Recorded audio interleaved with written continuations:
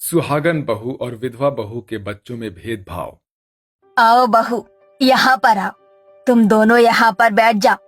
जैसे जैसे मेहमान आते रहेंगे वो तुम्हारी गोद भराई की रस्म को करते जाएंगे। दुर्गेश्वरी बहुत खुश थी क्योंकि उसकी दोनों बहू गर्भवती थी। वो अपनी दोनों बहुओं की गोद भराई की रस्म को करवा रही होती है। चारों तरफ खुशी का माहौल होता है, लेकिन तभी अचानक से घर का टेलीफोन बजता है। ओहो, ये टेलीफोन पर कौन कॉल कर रहा है? दुर्गेश्वरी जैसे ही टेलीफोन उठाती है, टेलीफोन की दूसरी तरफ से एक नर्स बोलती है। क्या आप सुनील की माता श्री बोल रही हैं? हाँ हाँ, मैं सुनील की माँ बोल रही हूँ। वो मेरा बड़ा बेटा है। कहिए, क्या बात है? दरअसल ये कहते हुए मुझे बहुत अफसोस हो रहा है। आपका बड़ा बेटा अब इस दुनिया में नहीं रहा। जिस फ्लाइट में आपका बेटा वापस लौट रहा था, वो फ्लाइट क्रैश हो गई थी और उसमें आपके बेटे की बॉडी बरामद हुई है। बॉडी आरके हॉस्पिटल में है। आप आकर यहाँ से बॉडी लेकर जा सकते हो अंतिम संस्कार के लिए। नर्स की ये बात सुनते ही दुर्गेश्वरी के पैरों तले जमीन खिसक जाती है और वो फूट फूट कर रोने लगती है और उसके हाथों से फोन भी नीचे गिर जाता है। वो फौरन अपनी दोनों बहुओं के पास आती है और उन्हें ये सब कुछ बताती है। नहीं नहीं, ऐसा नहीं हो सकता। मेरे पति इस दुनिया को छोड़कर नहीं जा सकते। अभी तो हमारी जिंदगी में खुशियां आई ही थी और अचानक से वो मेरा साथ छोड़कर इस दुनिया से चले गए। कह दो माँ जी, ये सब झूठ है। मैं ये सब बर्दाश्त नहीं कर पाऊंगी। संगीता की बहुत बुरी हालत हो जाती है और वहीं उसकी देवरानी रूपाली उसे संभालने की कोशिश करती है, जिसके बाद दुर्गेश्वरी अपने छोटे बेटे रवि के साथ जाकर हॉस्पिटल से डेड बॉडी लेकर आती है। वो सभी लोग मिलकर सुनील का अंतिम संस्कार कर देते हैं, जिसके बाद घर में सभी लोग संगीता से बहुत ज्यादा बैर करने लगते हैं। ऊपर से दुर्गेश्वरी सुनील की मौत का जिम्मेदार भी संगीता और उसके आने वाले बच्चे को बना देती है। तेरे पेट में पल रहा ये बच्चा मेरे परिवार के लिए बहुत बड़ा अशुभ संकेत है। इसके आने से पहले मेरा बेटा इस दुनिया से हमेशा हमेशा के लिए चला गया। अब तू भी इस घर को छोड़कर चली जा। आप ये कैसी बात कर रही हैं?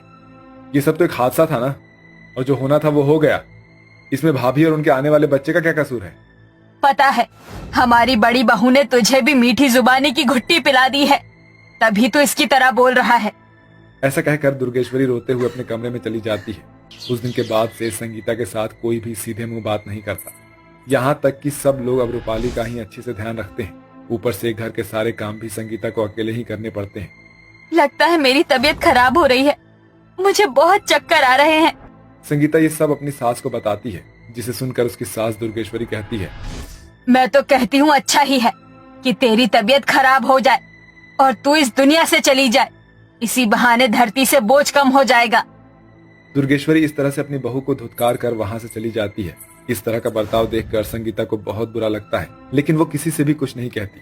और ऐसे ही धीरे धीरे कुछ दिन बीत जाते हैं। दोनों बहू अपने अपने बच्चों को जन्म देती है। संगीता को एक बहुत प्यारी सुंदर सी बेटी होती है। वहीं रूपाली को बेटा होता है, जिसके चलते अब घर के अंदर उसका और भी ज्यादा दबदबा होने लगता है। और इसी के चलते अब वो अपने सारे काम भी अपनी जेठानी से करवाने लगती है। अरे यहाँ पर बैठी हो तुम? तुम्हें घर में कोई काम नहीं दिखाई दे रहा है? मेरे सारे कपड़े और मेरे बेटे के सारे कपड़े गंदे पड़े हैं। जाओ, उन्हें धो लो।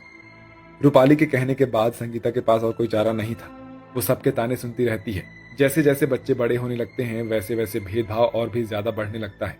रूपाली के बेटे को प्राइवेट स्कूल में डाला जाता है, तो वहीं संगीता अपनी बेटी को सरकारी स्कूल में पढ़ाने लगती है। संगीता अपनी बेटी का बहुत ख्याल रखती है, तो वहीं रूपाली का बेटा सबके लाड़ प्यार में बिगड़ जाता है। अरे माँ, आप अभी तक सोई नहीं हो? मैं तो इसलिए जाग रही हूँ, कल मेरा एग्जाम है और मुझे एग्जाम अच्छे से क्लियर करना है। लेकिन मेरी वजह से आपको परेशान होने की जरूरत नहीं है। आप जाइए, सो जाइए। नहीं बेटी, तू मेरी बेटी है, तो मेरा भी फर्ज बनता है कि मैं तेरी मदद करूँ। तू अपनी पढ़ाई में ध्यान लगा। मैं तेरे लिए एक कप चाय बना कर लाती हूँ। संगीता अपनी बेटी की पढ़ाई में उसकी पूरी मदद कर रही होती है, तो दूसरी तरफ रूपाली का बेटा चिराग आधी रात में शराब के नशे में धुत घर पर आता है। 2 पैग मार और भूल जा, 2 पैग मार और भूल जा, भूल जा, भूल जा, भूल जा। चिराग नशे की हालत में जैसे तैसे घर के अंदर लड़खड़ाते हुए आता है। रवि उसे देख लेता है, जिसके चलते रवि उससे कहता है, कल तुम्हारा एग्जाम है ना, और तुम आधी रात के समय शराब के नशे में घर आ रहे हो? हाँ, क्या तुम्हें जरा से भी शर्म नहीं आती है? तभी वहां पर रूपाली आ जाती है और अपने बेटे को अपने पति की डांट से बचाने लगती है। आप टेंशन क्यों ले रहे हो? मेरे बेटे ने सारी तैयारी कर रखी है, देख लेना वो पास ही होगा। ये तो बस एग्जाम होने से पहले एक छोटी सी पार्टी है, इसे जाने दो। रूपाली के कहने पर चिराग लड़खड़ाते हुए अपने कमरे में चला जाता है। ये सब तुम्हारे लाड़ प्यार की वजह से हो रहा है। अरे थोड़ा भी अगर तुमने अपने बेटे पर ध्यान दिया होता ना तो वो आज ऐसा नहीं होता। उसे बस शराब और यहाँ वहां घूमने के अलावा और कुछ नहीं दिखता है। इकलौता बेटा है मेरा, ये उम्र उसकी अपनी जिंदगी को जीने की है, ना कि पाबंदियां लगाने की। ऐसा कहकर रूपाली वहां से चली जाती है। इस बात का रवि को बहुत अफसोस होता है, लेकिन वो कुछ कर नहीं पाता। अगले दिन एग्जाम के समय तारा तो अपना एग्जाम देने चली जाती है, लेकिन रवि अपने दोस्तों के साथ घूमने के लिए निकल जाता है, जिसके चलते रवि फेल हो जाता है और तारा पास हो जाती है। कड़ी मेहनतों के बाद तारा एक दिन आईएएस ऑफिसर बन जाती है, लेकिन चिराग अब लड़कियों की इज्जत के साथ खेलने लगता है। वो एक दिन रास्ते पर चलती हुई एक लड़की को छेड़ने लगता है। अरे वाह, बिल्कुल मसक्कली लग रही है, क्या फिगर है कसम से। हाय हाय हाय हाय हाय हाय, मैं तो तुझे देखकर पागल ही हो गया हूँ। चलती है क्या मेरी जान? रवि और रूपाली वहीं से घर की जरूरत के कुछ सामान लेकर आ रहे होते हैं। वो अपने बेटे को ऐसी हरकतें करते हुए देखकर बहुत ज्यादा शर्मिंदा हो जाते हैं। वापस घर पर आने के बाद रवि अपनी पत्नी से कहता है, देखा तुमने अपनी ढील देने का नतीजा? आज तुम्हारा बेटा एक औरत की इज्जत तक नहीं कर सकता है। आपने बिल्कुल सही कहा, हमारा बेटा बिगड़ गया है। हमारे लाड़ प्यार ने उसे पूरी तरह बिगाड़ दिया है। वो ये सब बातें कर ही रहा होता है कि तभी वहां पर चिराग उंगली में चाबियां घुमाते हुए घर के अंदर आता है। उसके आते ही घर में पुलिस भी आ जाती है और उसे गिरफ्तार करने लगती है। अरे छोड़ो मुझे, मुझे मुझे क्यों पकड़ रखा है? तुम जानते नहीं हो कि मेरे मॉम डैड को? डैड इसे बोलो ना मुझे छोड़ेंगे। बेटा अब तो तेरा फैसला हमारे आईएएस ऑफिसर ही करेंगे। जितना भी तू बिगड़ा है ना, तुझे वही सुधारेंगे। तभी वहां पर तारा आईएएस ऑफिसर की वर्दी में आ जाती है। उसे देखते ही दुर्गेश्वरी, रूपाली और रवि हैरान रह जाते हैं। आपके बेटे ने एक लड़की को हैरेस किया है, जिसके जुर्म में हम उसे गिरफ्तार करने आए हैं। अरे ये चूहिया आईएएस ऑफिसर कब बनी? तभी वहां पर संगीता आती है और अपनी बेटी की तरक्की और उसकी मेहनत के बारे में बताती है, जिसे सुनकर उन सभी को अपनी गलती का एहसास होता है। आज अगर मैं अपने बेटे के होने के बाद घमंड ना करके इसकी अच्छी परवरिश पर ध्यान देती तो शायद ये सब ना होता। मेरा बेटा मुजरिम है, उसे जेल होनी चाहिए। रूपाली के कहने पर पुलिस चिराग को ले जाती है, जिसके बाद रूपाली, रवि और दुर्गेश्वरी तीनों मिलकर संगीता से माफी मांगते हैं। मुझे माफ कर दे बड़ी बहू, मैंने हमेशा से तुझे गलत समझा।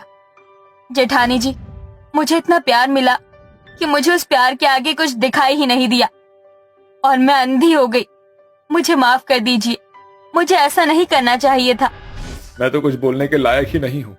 भैया की एक भी जिम्मेदारी नहीं उठा पाया मैं। सबको अपनी अपनी गलती का पछतावा होता है और उनको पछतावा करते हुए देखकर संगीता और उसकी बेटी सबको माफ कर देते हैं, जिसके बाद वो सभी लोग एक खुशहाल परिवार की तरह रहने लगते हैं। अब चिराग भी अपना सारा ध्यान पढ़ाई में लगाता है, जिसके बाद वो भी पढ़ लिख कर एक अच्छी नौकरी करने लगता है। तो यार गांव तो आ गया, लेकिन भूख के मारे जान निकली जा रही है। वो देख सामने चाय समोसे वाला है, चल चाय समोसे खाते हैं। नहीं यार, आज चाय समोसे नहीं खाएंगे, तू चल। आज मैं तुझे इस रेलवे स्टेशन की सबसे फेमस चीज खिलाता हूँ। अरे यार, ये तू कहाँ ले आया? यहाँ तो इतनी सारी भीड़ है। भीड़ तो होगी ना, यहाँ पर पूरे रेलवे स्टेशन से हर रोज इतने सारे लोग जो खाना खाने के लिए आते हैं। एक एक प्लेट तड़का दाल और चावल देना। ये लीजिए आपकी 2 प्लेट तड़का दाल और चावल। ये खा और बता कैसा है। यार ये तो सच में बहुत ज्यादा टेस्टी है। मैंने आज से पहले इतनी अच्छी तड़का दाल कभी नहीं खाई। यार मेरे लिए एक और प्लेट ले ले, आज तो मैं यहाँ की सारी तड़का दाल और चावल खा जाऊंगा। मैं जब भी यहाँ आता हूँ तो हमेशा यहाँ की तड़का दाल और चावल जरूर खाता हूँ। बहन जी, आपने सच में बहुत अच्छी तड़का दाल और चावल बनाया है, लेकिन आप इतनी अच्छी तड़का दाल कैसे बना लेती हैं? क्या राज है? मेरे ख्याल से आपको इस ढाबे पर नहीं बल्कि किसी 5 स्टार रेस्टोरेंट में होना चाहिए था। इसकी बहुत लंबी कहानी है। मैं यहाँ शुरू से ही तड़का दाल और चावल नहीं बेच रही हूँ। ये काम तो मैंने मजबूरी में शुरू किया था। कैसी मजबूरी? उर्मिला बहू, आज तेरी पहली रसोई है तो तू आज क्या बनाएगी? माँ जी, मैं सोच रही हूँ कि मटर पनीर, पूड़ी, चावल और हलवा बना दूं। बहू इतना हैवी खाना मत बना, कुछ हल्का बना दे। शादी में इस बार बहुत हैवी खाना खाया है इसलिए। इतना कहकर पल्लवी वहां से चली जाती है, जिसके बाद उर्मिला दाल निकालती है और तड़के वाली दाल और चावल बना देती है। खाना बनने के बाद उर्मिला खाना ले जाकर डाइनिंग टेबल पर रखती है। सब लोग जैसे ही उर्मिला के हाथ की दाल तड़का और चावल खाते हैं तो तारीफ करते रुकते नहीं है। वाह उर्मिला बहू, ये तड़का दाल तो बहुत अच्छी बनी है, मैंने आज से पहले ऐसी तड़का दाल कभी नहीं खाई। हाँ उर्मिला, ये सच में बहुत अच्छी है, आज से खाना बनाने की जिम्मेदारी तुम्हारी।